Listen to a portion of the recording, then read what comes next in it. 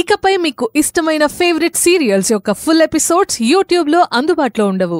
కేవలం సన్నెక్స్లో మాత్రమే ఫ్రీగా చూడొచ్చు. అప్పుడే టౌన్కి వెళ్ళి వచ్చేసారా? టాబ్లెట్స్ ఏమైనా తెచ్చారా? తీసుకొచ్చాను. నాన్నగారికి కూడా ఇచ్చాను. ఆయనకి ఇప్పుడు ఎలా ఉంది? పర్వాలేదు. ఆయన మైండ్ నిండా మీకు ఇవ్వాల్సిన అమౌంట్ గురించి ఆలోచనలు తిరుగుతున్నాయి. వాటి గురించి అంతగా ఆలోచించొద్దని నేను చెప్పాను కదా. మీ నాన్నగారు మీకు చెప్పలేదా? చెప్పాను. ఒక రకంగా ఆయన టెన్షన్ పడేది డబ్బుల గురించి కాదు, మీ గురించే. అంటే డబ్బులు ఈరోజు కాకపోతే మరో 4 రోజుల్లో సర్దుబాటు చేయొచ్చు. దాని గురించి సమస్య లేదు. కానీ మీరు మా ఇంట్లో మరో 4 రోజులు ఎక్కువ ఉంటే ఎవరితో ఎలాంటి మాటలు పడాల్సి వస్తుందో అనేదే అసలు సమస్య. అదే ఆయన భయం కూడా. ఇండైరెక్ట్గా ఇంట్లో నుంచి వెళ్ళిపోమంటున్నారా? లేదండి, ఒక రకంగా మనశ్శాంతిని చంపుకొని ఈ విషయం డైరెక్ట్గానే చెప్పాల్సి వస్తుంది. ఒక మనిషి ప్రాణం కంటే నాకు డబ్బు ముఖ్యం కాదని మీకు ఇంతకు ముందే చెప్పాను. మీ కుటుంబానికి నా వల్ల ఇబ్బంది కలుగుతుందంటే ఇక్కడి నుంచి వెళ్ళిపోతానని కూడా నేను అన్నాను. నిజమే. కానీ నాన్న బాకీ తీర్చకుండా మిమ్మల్ని పంపడం పద్ధతి కాదని మా నాన్నగారే మిమ్మల్ని ఆపారు. ఇప్పటికీ ఆయన అదే ఉద్దేశంలో ఉన్నారు. ఆయన ఉద్దేశం మంచిదే, కానీ పరిస్థితులు కలిసి రానప్పుడు ఎవరు మాత్రం ఏం చేయగలరు? ఏదో ఒక మార్గం కనిపించాలి కదా. మార్గం ఉందండి. ఈ సమస్య పరిష్కారానికి నాన్నగారు ఆలోచన చేశారు. ఏంటది? మాకొక 2 ఎకరాల పొలం ఉంది. అందులో 1 ఎకరం మీకు రాసిచ్చేద్దాం అనుకుంటున్నాం. ఇది కరెక్ట్ కాదండి. నేనే మీ నాన్నగారితో మాట్లాడతాను. రిషి గారు, రిషి రిషి రిషి గారు, ప్లీజ్ దీని గురించి ఇంకేం మాట్లాడకండి. నాన్నగారు మొదట చెప్పినప్పుడు నాకు కూడా ఇది అసలు కరెక్ట్గా అనిపించలేదు. కానీ ఆలోచిస్తే ఆయన తీసుకున్న నిర్ణయం సరైందే అనిపించింది.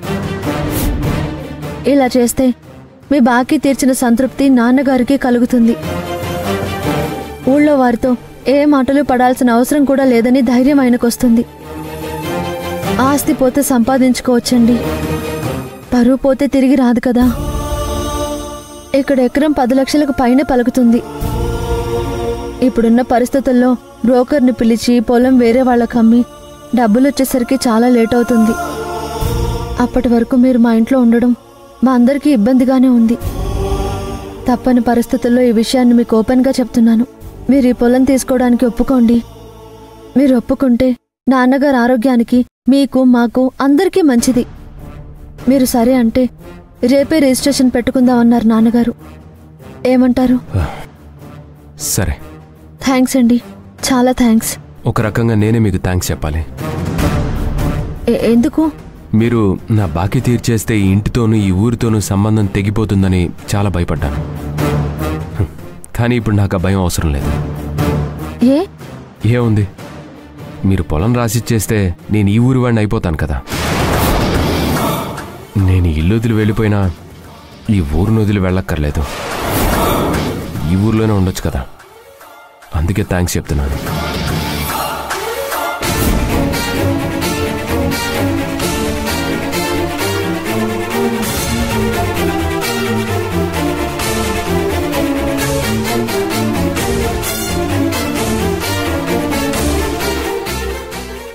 ఏమైందమ్మా అలా ఉన్నావు? ఏం లేదు నాన్న. ఏమైందమ్మా? రిషితో పొలం మ్యాటర్ చెప్పాను. ఏమన్నాడు? వద్దన్నాడా ఏంటి? ఆహా, లేదు, సరే అన్నారు. అయితే సంతోషమేగా, మన సమస్య తీరినట్టే కదా. మరెందుకమ్మా అలా ఉన్నావు? ఎందుకో ఇది కరెక్ట్ కాదనిపిస్తోంది నాన్న. మనమే ఆ పొలం అమ్మేసి డబ్బులు ఇచ్చేద్దాం. అతను ఒప్పుకున్నాక ఇందులో సమస్య ఉందమ్మా. ఉంది నాన్న, ఇందులో కూడా సమస్య ఉంది. ఏముందమ్మా? ఇప్పటి వరకు ఈ ఊరికి రిషికి ఎటువంటి సంబంధమూ లేదు. పరిస్థితుల వల్ల అతను మన ఇంట్లో అతిథిగా మాత్రమే ఉన్నాడు కదా. అవును. ఇప్పుడు మనం పొలం రాసిస్తే అతనికి ఈ ఊళ్ళో ఆస్తి ఉంటుంది. అతని ఊరివాడైపోతాడు. అతను శాశ్వతంగా ఇక్కడే ఉండే అవకాశాన్ని మనమే ఇచ్చినట్టు అవుతుంది కదా.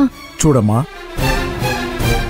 నువ్వు అనవసరంగా ఎక్కువగా ఆలోచిస్తున్నావేమో అనిపిస్తోంది. అది కాదు నాన్న.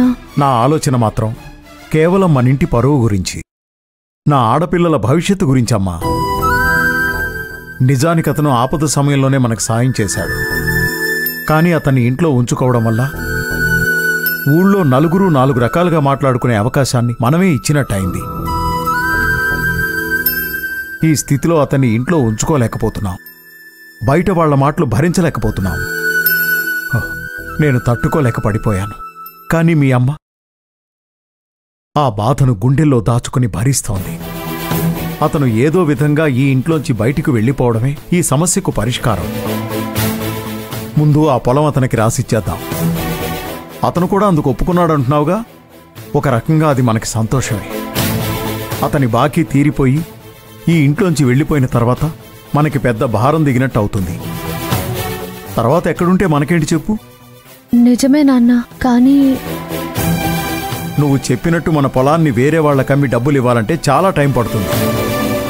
అంతకాలం మనం ఈ పరిస్థితిని భరిస్తూ ఊళ్ళో వాళ్లతో మాటలు పడగలమా? ఆలోచించమ్మా.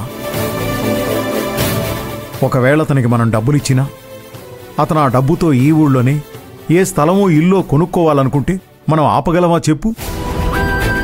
మన పరిధిలో ఉన్నంతవరకే ఏ సమస్య అయినా మనం పరిష్కరించుకోగలం.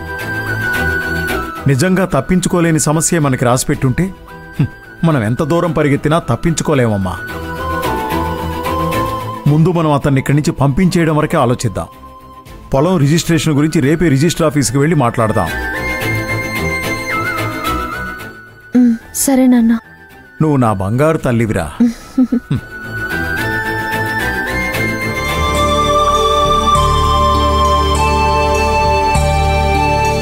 నమస్తే సార్. నమస్తే, కూర్చోండి. చెప్పండి సార్. మా పొలాన్ని మాకు తెలిసిన వాళ్ల పేరు మీద రిజిస్ట్రేషన్ చేయించాలనుకుంటున్నాం సార్. డాక్యుమెంట్స్ తీసుకొచ్చారా? తెచ్చాం సార్. అవి ఇలా ఇస్తే చెక్ చేసి ఎప్పుడు రిజిస్ట్రేషన్కి వీలవుతుందో చెప్తాను. ఇవిగోండి సార్.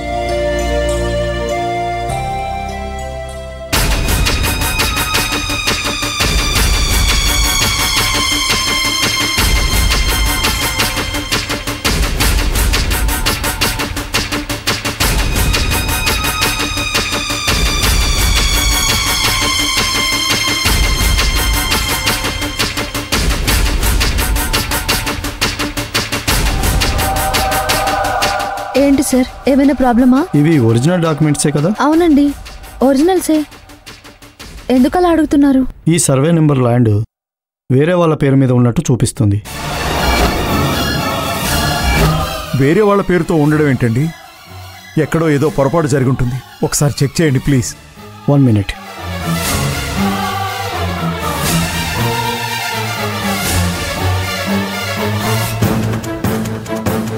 లేదండి, ఈ ల్యాండ్ మీ పేరు మీద లేదు. ఎవరో గంటా బుచ్చిబాబు అనే పేరుతో చూపిస్తుంది.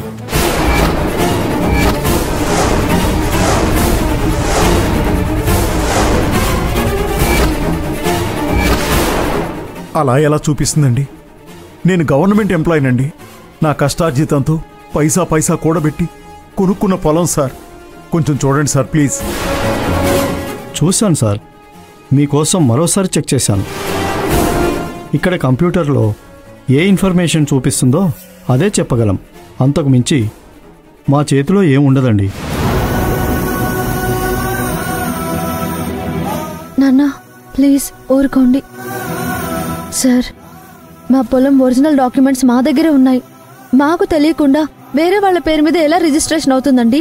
అమ్మా, గవర్నమెంట్ ల్యాండ్స్కే రక్షణ లేని రోజులైపోయాయి. కొనేవారికి ఒకటే దారి, ఆక్రమించుకునే వాళ్ళకి అనేక దారులు ఉన్నాయమ్మా. ఈ మధ్యకాలంలో ఇలాంటి కేసులే చాలా వస్తున్నాయమ్మా. ఇప్పుడు నేనేం చేయాలి సార్? ల్యాండ్ ఓనర్ మీరే అంటున్నారు కాబట్టి ఒకసారి అవతలి వ్యక్తితో మాట్లాడి సెటిల్ చేసుకోవడానికి ట్రై చేయండి. ట్రై చేస్తాను. అతని పేరేదో అంటున్నారు? గంటా బుచ్చిబాబు. ఊరు? అచ్చంపేట. ఆయన అడ్రస్ డీటెయిల్స్ ఇవ్వగలరా? తప్పకుండా ఇస్తానమ్మా. నాన్న ఉండండి.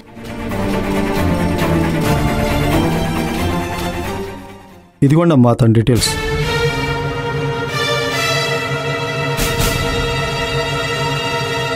Thank you sir. నమస్తే సార్. మంచిదండి.